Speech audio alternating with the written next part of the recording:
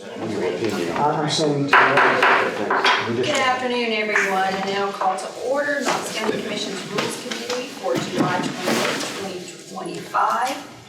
To my right, we have the clerk's office, Ms. Kim Ellis. We also have Mike Williams here with the law department, as well as Jill. If you would please call the roll. Commissioner Rawls. Present. Commissioner Garrett. Here. Commissioner Lee. Here. Commissioner Fox. Here. Commissioner Frazier. Present. All members are present. Thank you very much. Amendments and agenda, additions to the agenda. I just have one on item 7. I failed to include a little bit of a caption there for Commissioner Jay's agenda item. It should say electronic participation for commissioner. So moving on to 3. Oh, do I need to ask for acceptance of that correction? Addition to the agenda, amendment to the agenda. So moved. Second. Motion by Ross, second by Dirt. All in favor? Aye. All right, thank you very much. Moving on. Approval of minutes from the previous meeting. Motion to approve. Do I have a second? Second. Second, I have a motion by Dirt, a second by Ross. All in favor? Aye. Motion carries. Thanks so much. We did not have anyone sign up for public forum. 5, discussion and consideration of late additions. We don't have any late additions to the agenda. However, I did add a note from the forum to the packet. So it is in your packet from Commissioner Wessel. Madam Chair, I have a point to make on this particular issue. And actually, I'm sorry, things went too quickly for me to respond for item number 2, but the commission itself placed the proposal of having a spread of record regarding federal grants placed on agendas in the future. We all voted on this, and we want to take this up, so I think that should be a part of this agenda. I'm going to defer to the law department because I need to know, do we have to have a sponsor from commission to add an item to the agenda? Or to this agenda or to the commission agenda? To this agenda. To this agenda. You can do this here. Well, I mean, I guess any member of this committee could certainly sponsor such a. I don't know. I guess any member of the county commission could ask for a rule change if you come to this body.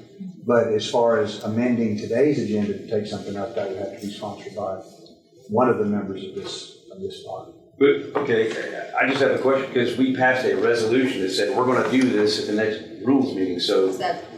I don't recall. I mean, I remember us taking it up. I remember us voting on that. Yeah. I don't remember. I assume it would come here. But I'm happy to add that to today's agenda, and it will fall at the end. Okay, thank you. So that would be, we would need a motion in a second. Just question. Let's click. Wait, we have to have a motion in a second before we have discussion.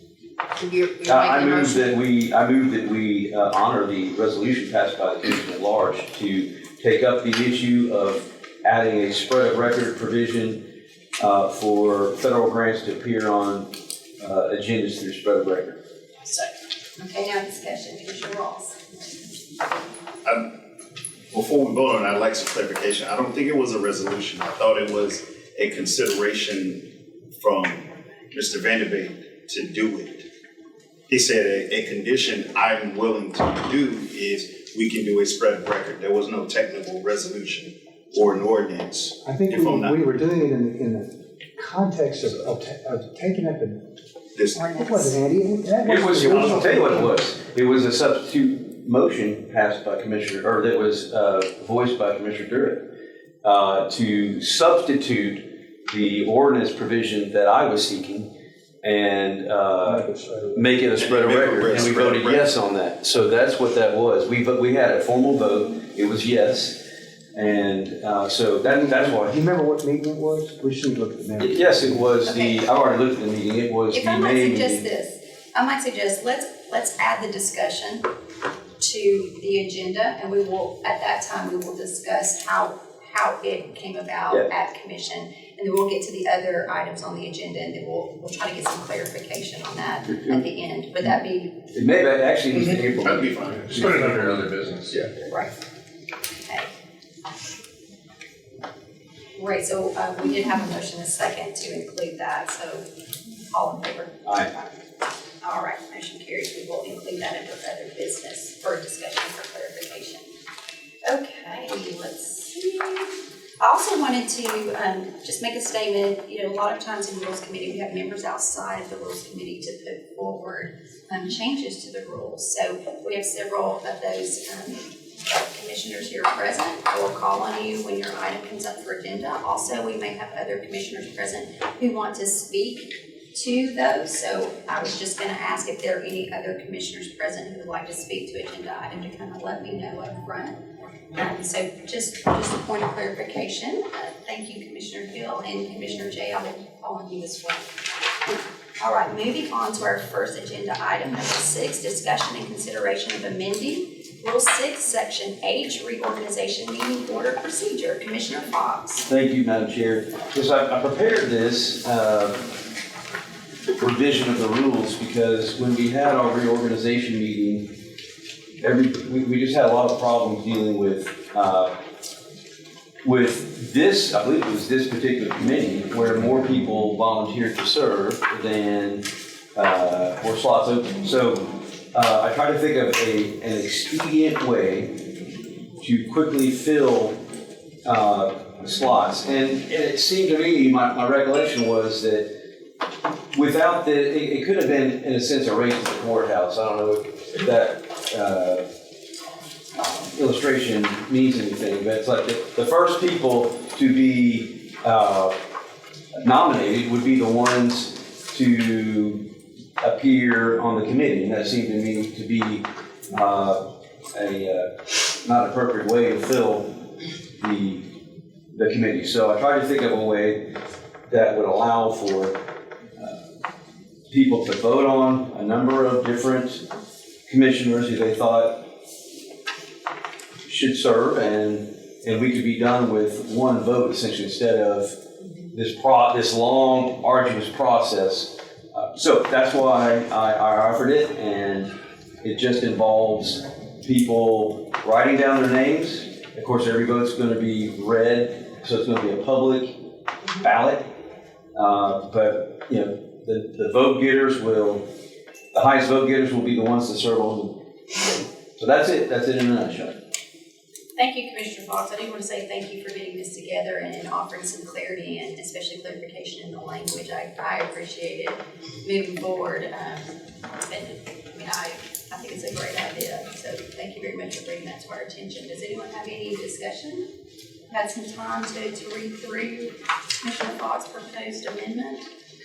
If there's no discussion, I'll Hang on. Oh, yes. Do you want me to mention those changes? Yeah, go ahead. Yeah, that'd be nice. Do you like all of them? Yeah.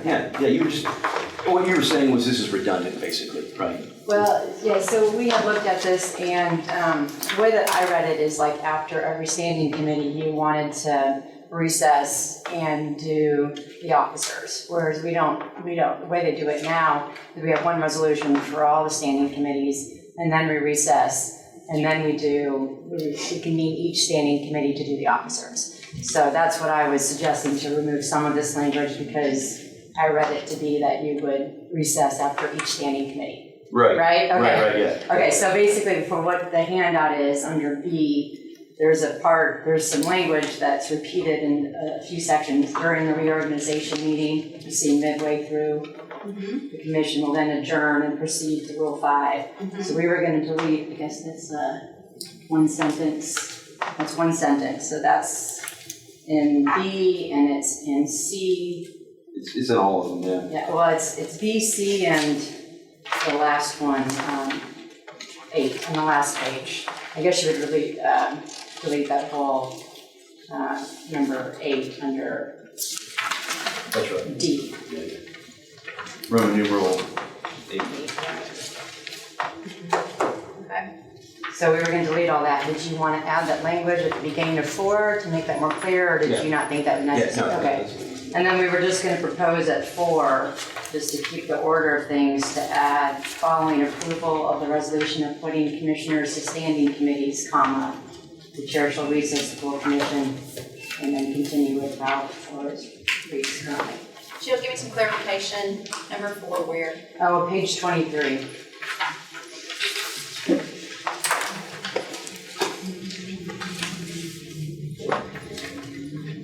So we were You just mean gonna number add. 4, number 4? Number 4, yeah, on page 23. So it's the section number 4 right after the 3 that we're making the changes to. We were just gonna add following approval of the resolution appointing commissioners to standing committees.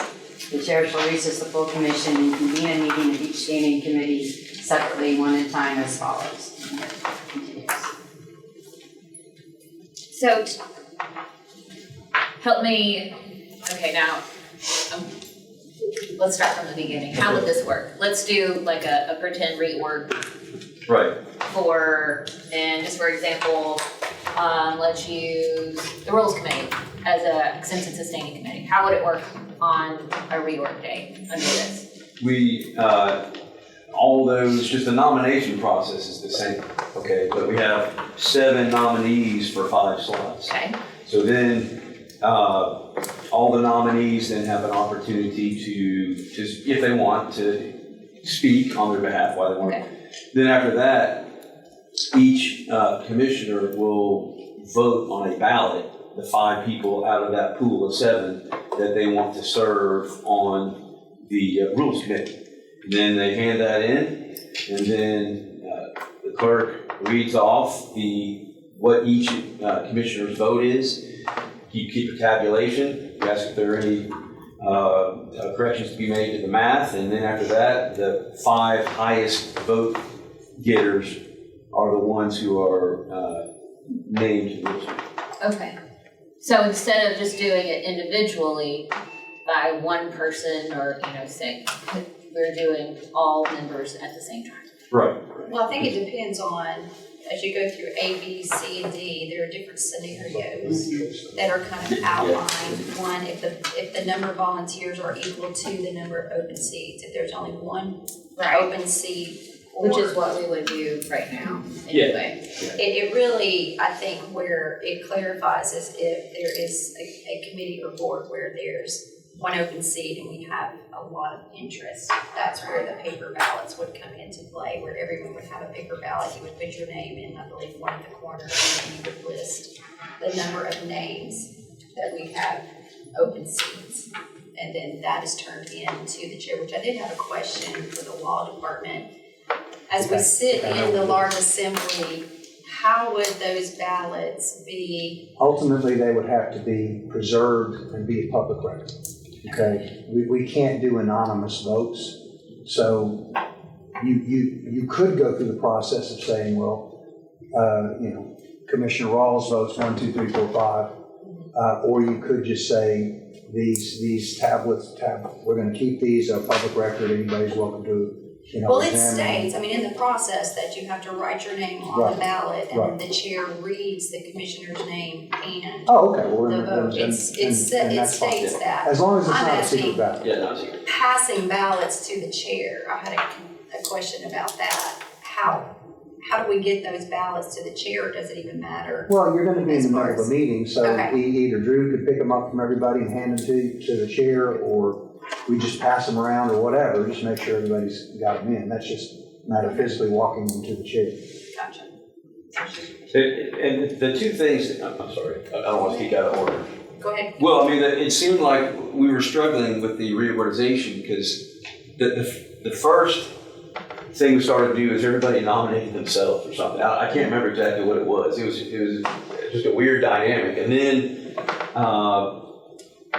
it was going to be just really arduous to go through each position and have nominees for each position and then votes. And this seemed like a expedient, clean way where it's on the record, everybody can hear who voted for whom, and you're done in one round. Yeah, so that's why I proposed this. Does anyone have any other questions or comments or anything for additional discussion?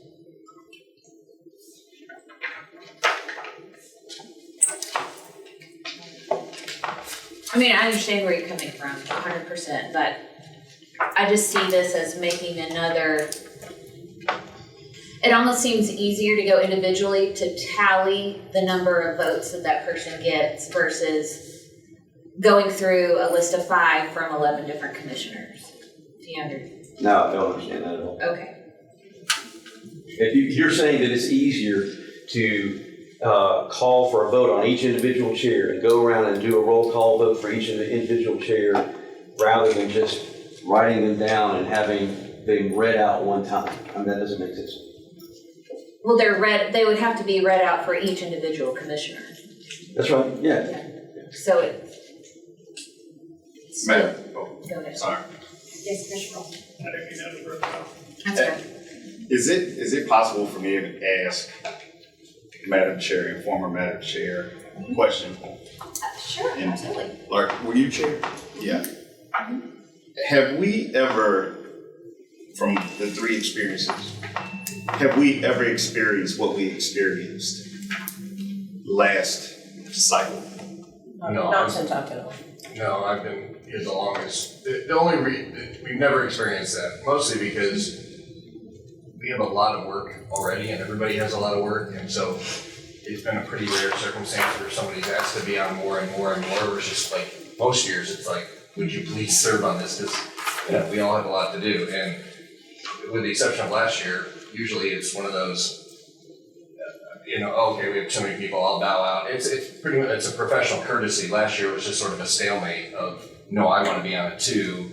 And so we sort of got forced into the corner where we just haven't had that before, because we kind of worked through it. And on my evidence today, I think I was the one who stepped off and just said, you can come to any committee you want. You can come and participate as a commissioner. So like being a vote, and everything from a committee goes back to the commission for a vote. So is it good to be on a committee? Okay, great, yeah, you have a vote, but it's still gonna come back to all 11 of us, and I can still participate even if I'm not on the committee. So we just have never had that issue. It just got to the point last year where it was sort of a gridlock. So, And I do think the intent of this is just, it's really clarifying the process again, if we have fewer open seats and more interest. I mean, let me know if I'm reading that incorrectly. Right, you're not talking about paper ballots for every single thing. No, It's only there's, So it seems like the process stays the same, it just outlines it and then gives us this process if we run into that again. Commissioner Burr, you were chair, let's hear from you. To Commissioner Rawls' question. I would agree with Commissioner Jay. We haven't, when we did it, gosh, that was in 22, when I was chair, we had new people at that time too, but there was no real issue. We did have, I do think, some interest from more commissioners than the committee membership would allow. But I do think that at that point, someone said, you know what, I'm good to hop off. So, that's really how it was. And if you go back to why don't we just vote on everyone individually, I think what is likely to happen is the first 5 people who are nominated will get elected. So how do you beat that? How do you make sure that every single nominee is dealt with fairly? Well, you just say, we're going to vote on all of the nominees at the same time with a paper ballot, and you just turn it in. That's what this is supposed to fix. long time ago, we actually held a meeting in August and sat in this room with the whole commission and just talked about all the committees. And sort of went, hey, what's your interest? We just sort of worked it out before we got to the voting meeting. So when we got to the reorganization, it was still a public meeting and we still talked about it, but it gave us the chance to say, hey, this committee is really active, or this only works for 1 hour, don't sweat it, it's not a big deal, or hey, we don't need this committee anymore, we did that. We sort of had a little figured out, so when we got the reorganization, we didn't have an issue. So we could try that again too. And I do recall Commissioner Hill was chair, and I do believe she really did try to put out, look, here are the committees and the boards, and if you have an interest, please come prepared with your level of interest, so that we'll kind of make this, it wasn't a surprise, right? And I think in that, we just, again, we had a lot of interest in similar committees and boards. So I don't know that we'll experience that again. I think that this gives us a process if it does. So that's my 2 cents. So if there is no further discussion, I will look for a motion with the recommended amendments to the proposed amendments, and then I will look for a second. Yes, I move to adopt this proposed rule amending, or this proposed set of rules amending Roman numeral 6, section H, with the suggested amendments by the law department. I propose that be adopted. Second. Second. All right, we have a motion by Fox, a second by Lee. All in favor? Aye. Aye. All opposed? Folks. I'm against, no. So we have 3 ayes and 2 noes. Motion passes. So this will come before commission for a vote. Just to remind everyone too, the work that we do here at Rules Committee, we are making a recommendation to the change of our rules to go before the full commission. So that's our role as the Rules Committee. All right, so moving on to number 7. Discussion and consideration of amending Rule 1, Section X, Board of Commissioners electronic participation for commissioner. If anybody don't have one of these in the packet, I made the extra. Commissioner Jay, the floor is yours. Thank you, Madam Chair. This is just a little historical context. You guys probably heard me say this again. This all stemmed from my first year on commission back in 2018 when we had Commissioner Carson Daly had a knee surgery and got an infection and had to be in a rehab facility for several months and was not able to represent his constituency at commission. He had electronic participation. He was of sound mind and body, but he couldn't physically be here for infection purposes, and he couldn't participate. And the law department at the time just reminded me we live in a permissive state, which says you can't, unless they say you can, you can't. And so went about working with Senator Briggs and Representative Wright to put forth a TCA amendment to the Tennessee Code and a new law that's mentioned here on the top. After several years, allowed that got passed this past year, giving us permission. Every county has the option to choose this. They are not required to, but if you do, you must have a policy that is adopted by the legislative body. So that has been adapted and put into this. So essentially, the gist of it is this: if we all represent either 55 or 60,000 people or 506,000 people, and if there are extreme duresses with a medical emergency with you or with a family member that allows you to not be here physically, or if you've been called into military service, or you live in the hills of Coreyton and you got iced in and everybody else gets here but you're just stuck, whatever the case might be, then you have the opportunity to participate with a lot of safeguards and permissions by both the chair and the body to participate electronically, just as we did during the pandemic. And I think it was testament that we're able to function more than effectively throughout that whole thing via Zoom. And we have since had people come to us at zonings via Zoom that are in other states, and other people participate electronically, and we have the means to do it. So this is the policy that safeguards those permissions and make sure that there's some guardrails in place to not abuse it, but it gives us the flexibility. And as somebody who has had 15 surgeries putting myself back together over the last 18 years and probably more on the way, it's near and dear to my heart because I have 506,000 people I represent. So that's the policy, and happy to answer any questions. Thank you, Commissioner Jay, for bringing this. I really appreciate this. I want to ask Richard Waters a question before we proceed, because I'm unclear on the Rules Committee. Do we need a motion in a second before discussion, like our regular meeting, or I mean, can if we discuss? we're following before? strict parliamentary procedure, yes. This meeting tends to be a little bit more informal, so I think it's proper for the body whether you do Okay, it that way. if the body is okay with that, I would like for it to be a little Without bit objection. more open, and so that we can have discussion before we need a motion in a second. So, open it up for discussion.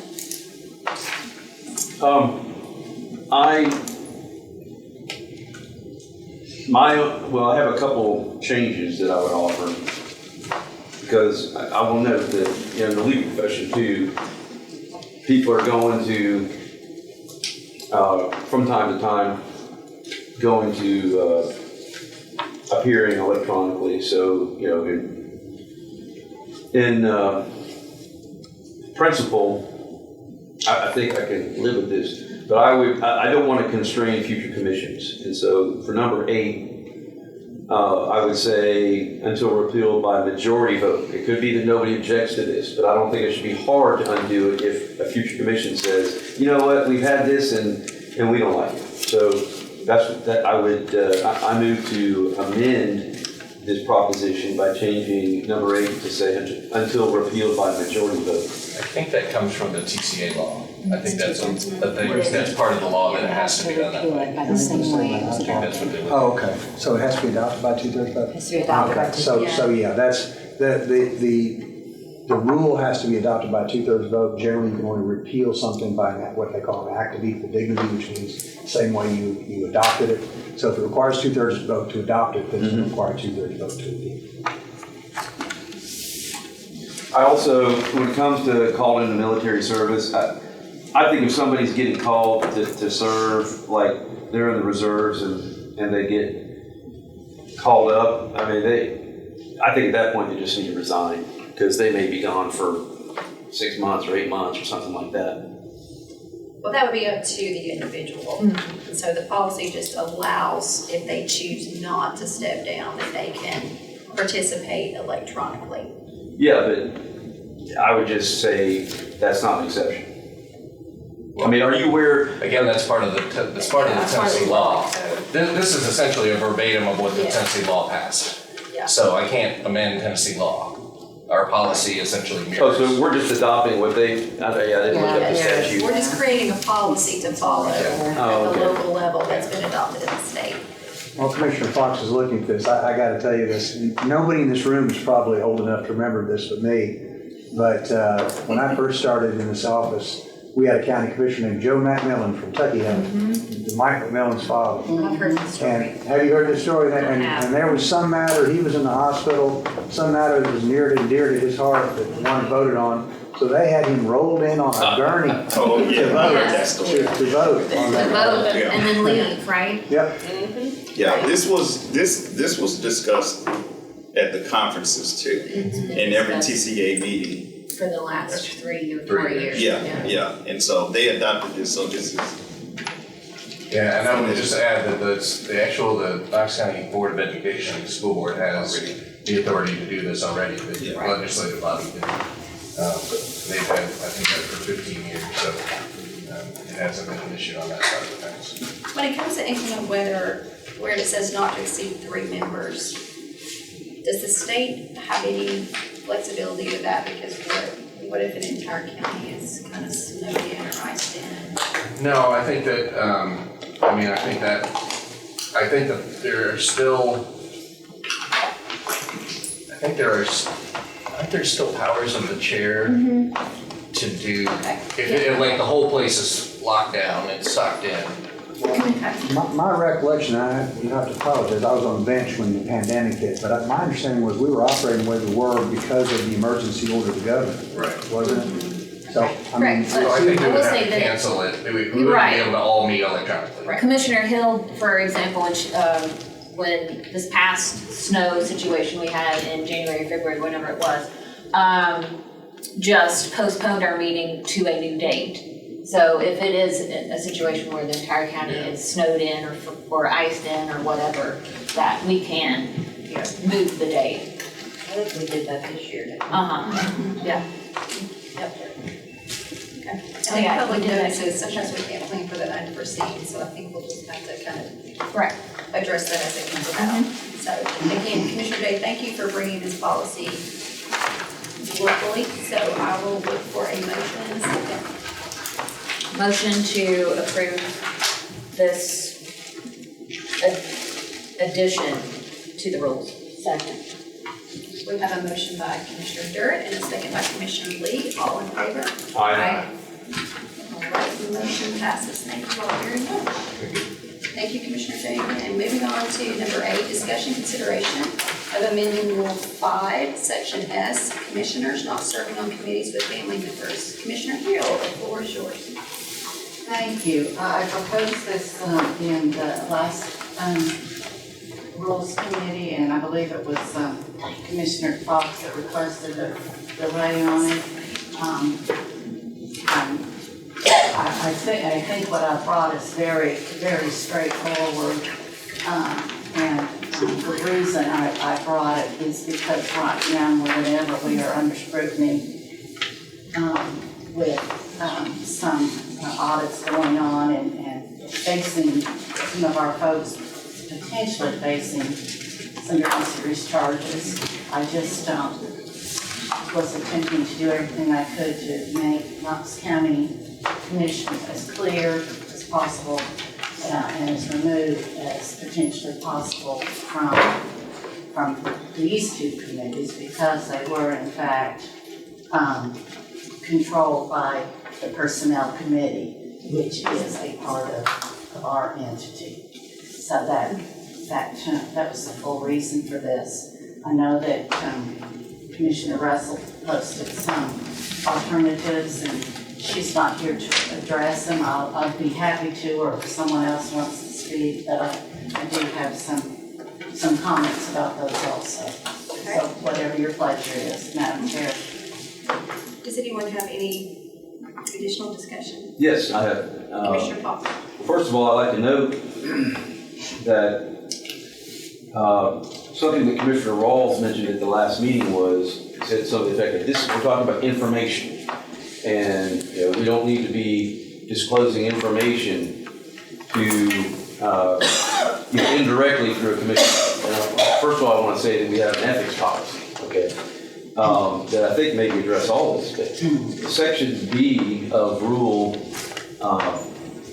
5 says committee meetings open to commission members. So we have a rule that says all committee meetings shall be open, and any commissioner can attend any meeting. So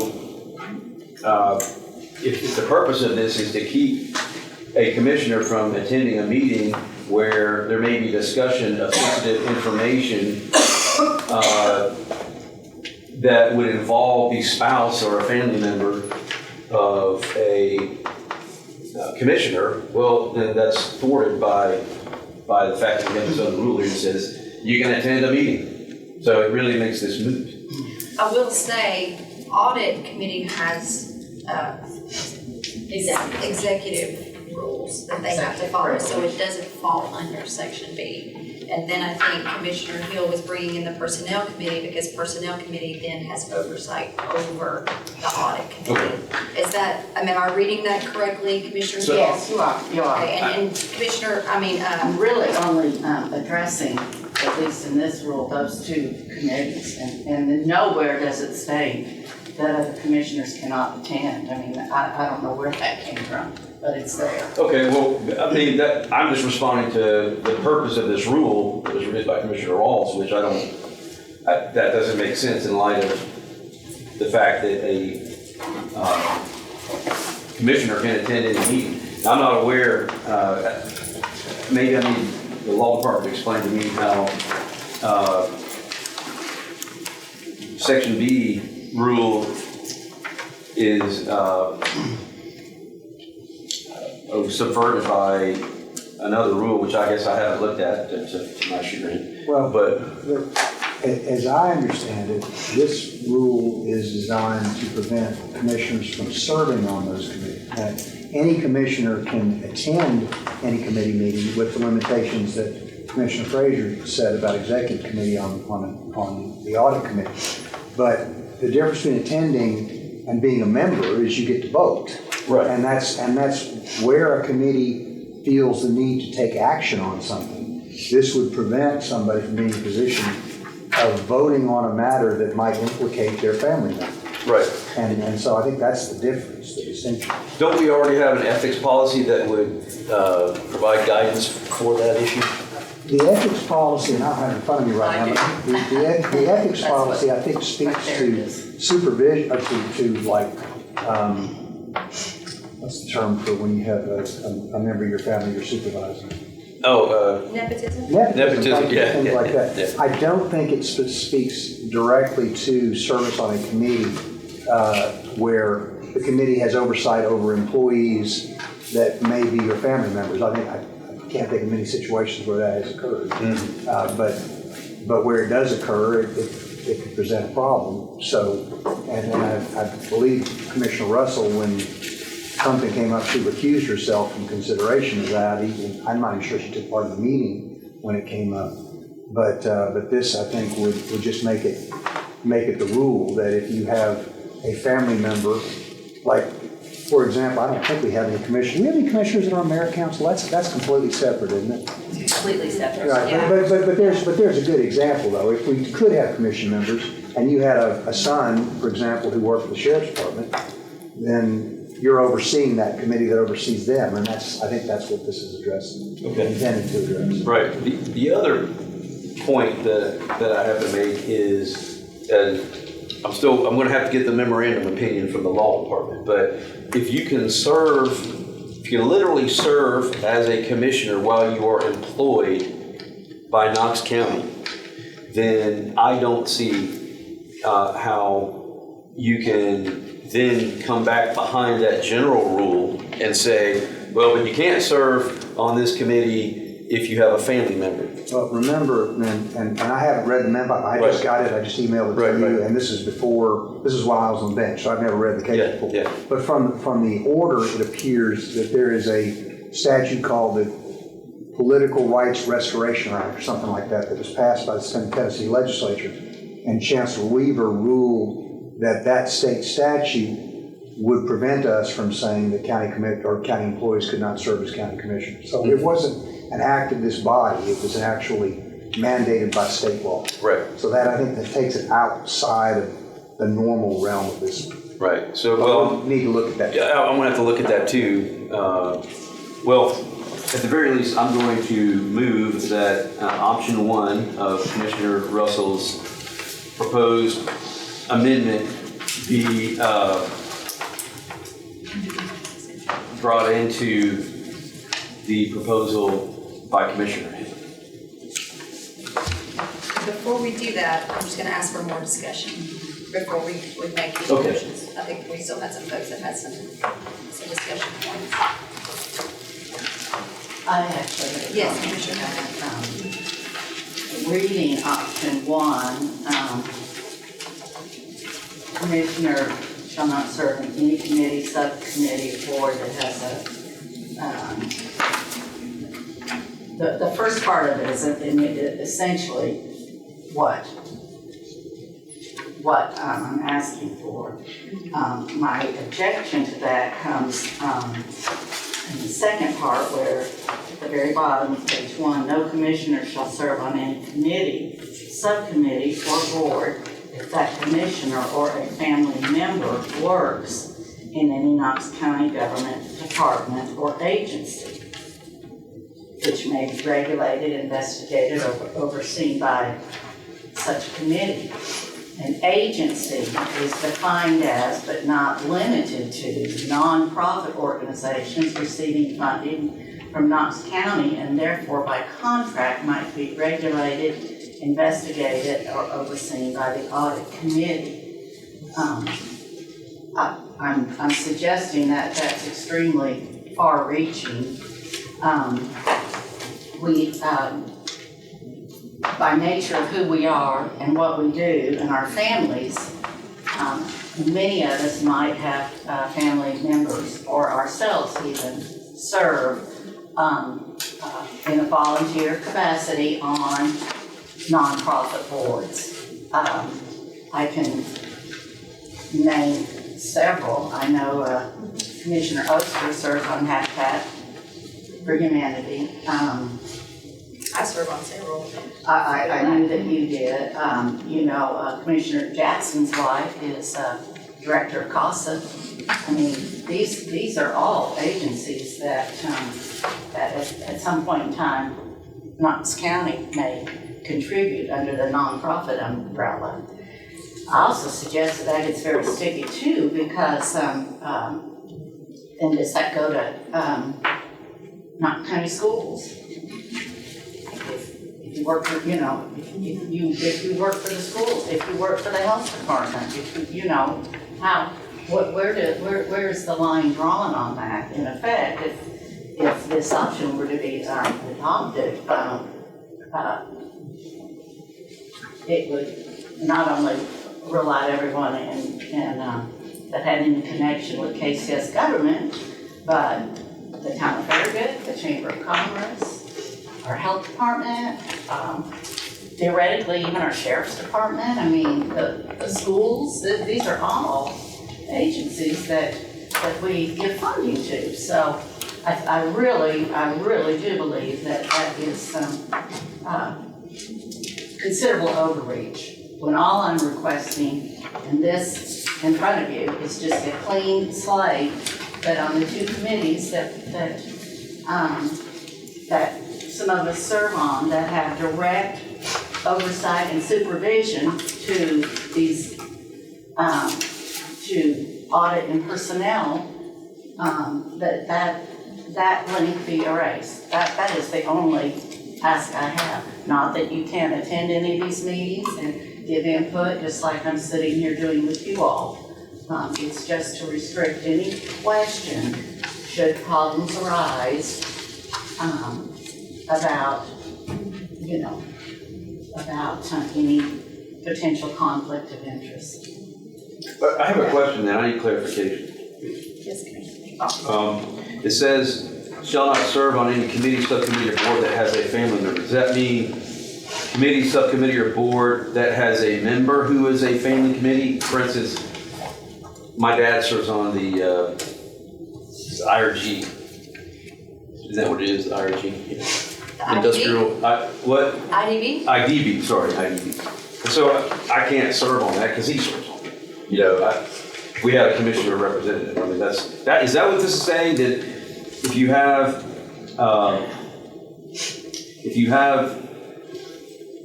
a family member who's also on the same committee, subcommittee, or board, then you can't serve on it? Or is this saying you can't serve? Well, you're looking at Commissioner Russell's, right? Yeah, if you'll look at mine, it's very clear. It really only addresses the audit committee and personnel committees. Right here, this is my Well, proposal. it's all including those. Well, Oh, okay, right. Never mind, I'm sorry. regulate, investigate, or be overseen by such committee. Right, I see. And I'm reading this also saying that this is including all and not limited to. If they are, Just- if they are regulated by a specific committee, one of the committees. But that to be an employee of Knox County, is what you're saying. It's working in, a family member working in any Knox County government department or agency. So a family member that might be on a board would not be excluded. Not in my, So not in you my could place. serve on NDB if Yes. your father was also on NDB. He's That's not how I an read employee it of as the well. Knox County, it's employees. Well, okay, so, You can stay on Habitat. right. You know, Sean's wife can work for CASA. Well, see, Commissioner that- Lee, Commissioner Russell, come back to you. Commissioner Lee's been waiting Okay. for a comment. It was already there. I just am concerned about removing commissioners from committees. Why couldn't we say that a commissioner could vote on that matter Not the county commission. as opposed to serving on a committee? Because whether you're on a committee or on a commission, you're still allowed to vote. And if the meetings are open, I mean, I don't see any need for this. that was about that. I mean, I don't understand what the point of this would be, because that commissioner is still allowed to You couldn't serve if you got. attend meetings, and there's no language that says you can't vote. Why would we not just say that commissioner had to recuse themselves from the vote as opposed to not being able to serve on a committee. Director Moyers, did you hear Commissioner Lee's question? Well, Her question was in the language, addressing and serve on a committee or board but not vote. Yeah, I think That was just a, I think Commissioner Russell's option 2 actually is what is attempting to do that. She's left out part of the sentence, I think. Her option 2 says a commissioner shall not serve on any subcommittee, board, or member that has a family member as defined by spouse. I think what she means there is the language of the first part, that you won't serve on a committee that oversees a family member. Then it goes on to say, if a commissioner or commissioner's family member becomes the subject of an audit committee investigation, the commissioner serves on the audit committee, the commissioner must recuse themselves from any votes or confidential non-public executive sessions related to their own or family member's investigation. So I think her second option needs to be massaged a little bit, but from what I can tell, she's trying to get at here, but it would do what you're talking about. It would require that if you are on that board and your family member becomes subject to an investigation, you must recuse yourself from any consideration or any participation in any non-public meetings. So I think that's what her second option here in the notes that she is intending to do. It seems to me that first paragraph, or first sentence is truncated. But in any event, that is certainly an option that one could approach, and that's how she approached it with her spouse with regard to where her spouse lives. So. Because, just to follow up with that,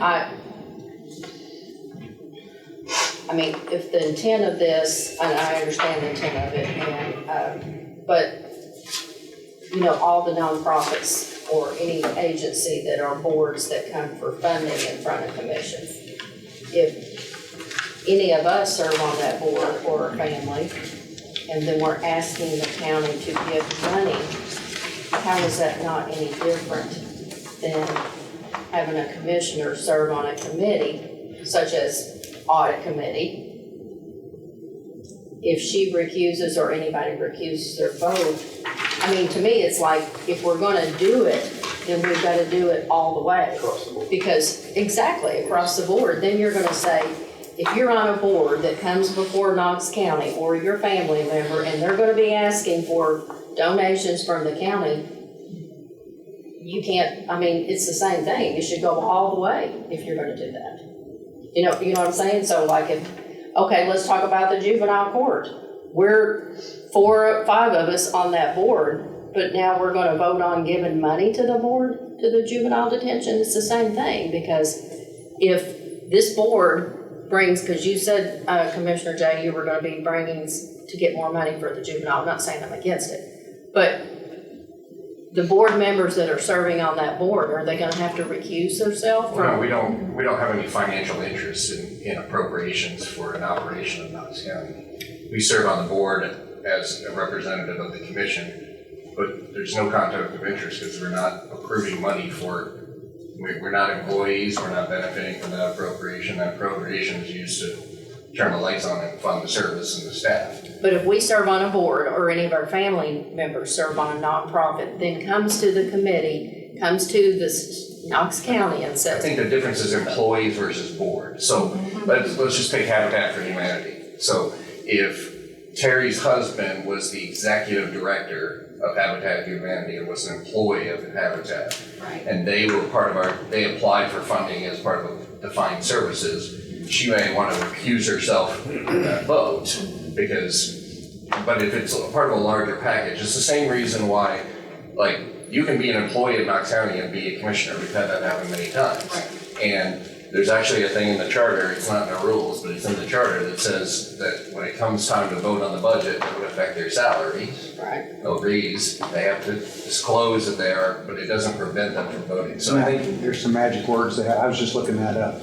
So because I'm an employee of the named governmental unit, I have a conflict of interest. However, I declare that my argument and my vote answer only to my conscience and to my obligation to my constituents and to the citizens this body represents. If you say those magic words, you can then vote. So That's in the charter. I think the goal of this, as I've always read it, is to just try to have as many conflicts of interest removed from the situation in which, you know, you're not part of a board that is overseeing an employee. Now, like if my wife worked for the juvenile detention facility, that would be an issue. I would not want to be on that board because there's a conflict of interest and she is an employee of the juvenile detention facility. That's not the case, but I think that's where you're trying to get to. Is just if we don't want elected officials supervising family members who are employees. That's the sort of direct relationship. Who's on the board, who supports the board is And different. to this point, going back to kind of what you thought about what I was saying, I was saying before I knew that audit had closed door meetings as well, that being in a audit meeting, you're privy to, especially audit in, you fall and you see different information Same from thing a with general, personnel. and personnel as well. You see different information. But I mean, now that I know that they have closed door meetings, that's a little bit different. But when you're on a standard board, as a board member, and you have board insurance, et cetera, you are a fiduciary of an organization. Simply mean you must guide how their money is kept and how organization is run. And so it's a little bit reaching to say that to cover nonprofits. So I would not like to add that at all. But personnel and audit, I think, are a little bit different from committees. And I will say and that the any other things. nonprofit interested in any sort of partnership, even funding, there is a process, and it is a scored process that we do not have any oversight or participation in. And so it's very much defined, and it is for that reason as well. I think that's taken into consideration. I know Commissioner Hill, you wanted to respond, and then Commissioner Durr, you had a comment as well. Well, thank you for that. The issue in my mind with the second option is that it addresses a family member. If a family member is charged, my contention would be that you could have a family member working for a department, and then that whole department becomes under investigation. You don't know who in that department may or may not, in fact, be involved. So to state that it only applies if your family member is under investigation does not hit the point does not hit the purpose of what I'm trying to present. That still would allow someone who's, and this is, I swear this is not personal, but it would still allow someone, you know, if your husband, you know, worked for Jim. who's not under investigation, worked for some department that wasn't under investigation, or they would have to be singled out. So that doesn't fly about the family member has to be under, you know, if you all just cannot live with this, which is a little bit more exclusionary, and you want to make it any department that's under investigation, and you have a family member working in that department, then you cannot serve. I mean, it wouldn't be my first choice, but I could live with that. But it would have to be if any department is under investigation, then no matter who your spouse is or child is under that department, you would have to be gone. Commissioner Durr. Thank you, Madam Chair. My comment is more about the definition of audit in this sense. You know, we usually think of audit being a financial situation, but within our county, I want to make sure, because some of in option one and relating to the nonprofits, it's reference to funding. This is more about the internal audit and the behaviors and the professionalism of people. And so that's where, and the way people interact or leaders are treating their employees and that sort of thing. And so that's where this is coming in. That is what this is addressing. It's not funding audits, it's not those types of things. It's just ensuring employees are not, like you've been saying, that it's no potential object of conflict of interest or personal gain or insider trading or whatever words you want to call it. Protection. Anything like that. Well, I kind of liken this too, where Commissioner Fox bringing forth, we don't often see this happen, and hopefully we don't, but in the rare instance that we do, we have a policy or process. I think that's the intent of this. We don't often see this happen, and very rarely, but if we do, here is a policy or process to respond. I mean, that's my interpretation of it. So we've had some really good discussion. Does anyone have additional discussion? I just want to say, I think I'm going to abstain from voting on this because I want to see the court case and the statute before I make an informed Okay. vote on it. So I'm going to abstain. All right. Then Are I you will- talking about on the being an employee and being a commissioner? Yes. Oh, Yeah. I get that. I want to see the breadth of the statute and the breadth of the opinion written by Chancellor Weaver before I, otherwise make a vote on the record about this. So. All right. Thank you, Commissioner Fox. So I will entertain a motion in a second. There's one on the floor, right? Well, I no, interrupted sorry. and said we would like to have more discussion. I'll make a motion to approve Commissioner Hill's recommendation for the changing of section S to committees and boards. Commissioners not serving on committees with family members. We have a motion by Commissioner Durrett, a second by Commissioner Rawls. All those in favor? Aye. I'm abstaining too. We have 3 ayes and 2 abstentions. So this will be heard at commission. Motion passes. Thank you. Thank you for Thank your you. time, all of you. All right, so now we are at other business where we decided we will have a discussion about clarification of commission's proceedings regarding the spread of record. Director Moyers, I kind of look to you on this because we don't have access to look back over the meeting or the minutes. or Well, to see. unfortunately, I looked at the minutes that were online. This first came up in the April meeting. Commissioner Fox moved to defer it to May. Right. For some reason, the May commission meeting minutes are not online, so I don't have access to them. Kim might, but I don't at the moment as I sit here. Do you- I can only speak as chair. I will say that I did not include it simply because it has been my experience that a commissioner had to submit an agenda item. So I don't want anyone to think that I didn't follow through with the decision of commission. It was simply, it has typically been our process to have the person who either made the motion, seconded the motion, to actually submit those to the Rules Committee. So that's why you did not see it on the agenda. So that's just, right now we're just having discussion, trying to recall kind of next steps. But yeah, I do recall Dwight said that this is a thing that could be done, but I also recall that we talked somewhat about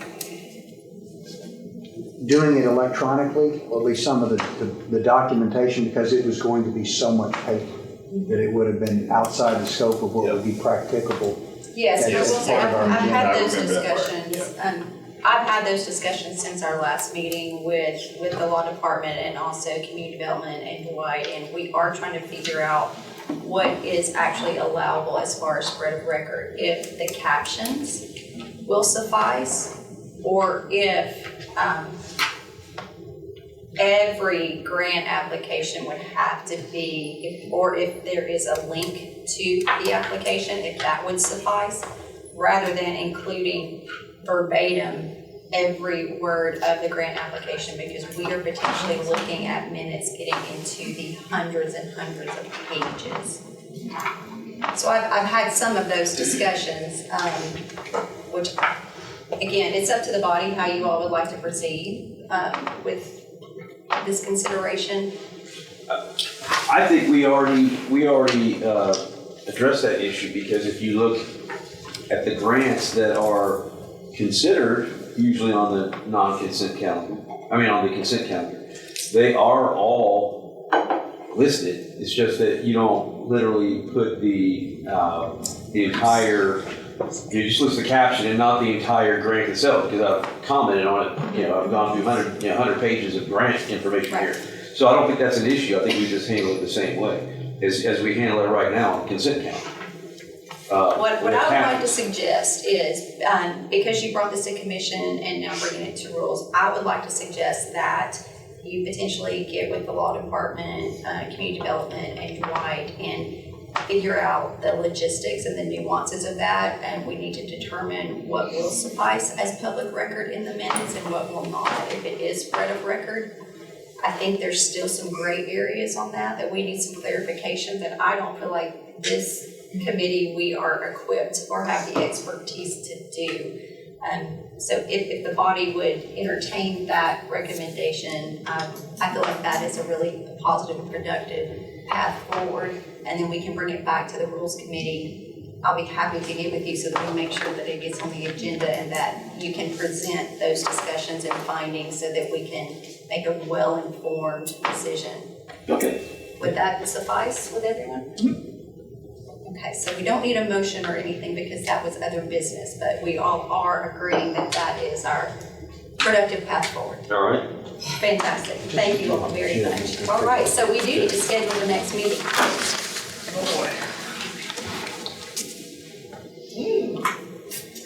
So this is July, August, so we're looking at September? Or October? It's every 3, so October, 1st of October, early October. Or even, again, one of our meeting days. This seems to work really well. I know everyone has really busy schedules. I know this gets you here a little bit earlier. But does meeting on our regular commission days, does that tend to work for everyone? August, we had finance at 2 Yes. o'clock. In August? We could do a 1 o'clock then. Did you say August? August 18th. We wanted Oh, to I'm do- sorry, not August. October. Sorry. October. What was the date? I was looking at August, oh, sorry. I was looking at this next one. Because it would be looking at October 27th would be our next regular meeting day. Again, 1 o'clock? October 27th? Okay. Got that here. Yes, the commission conference room. Drew, if you don't mind making sure we do that. All right. If there's no additional discussion or business before this committee, I'll look for a motion to adjourn. So moved. We have a motion, and a second. We are adjourned. Thank you.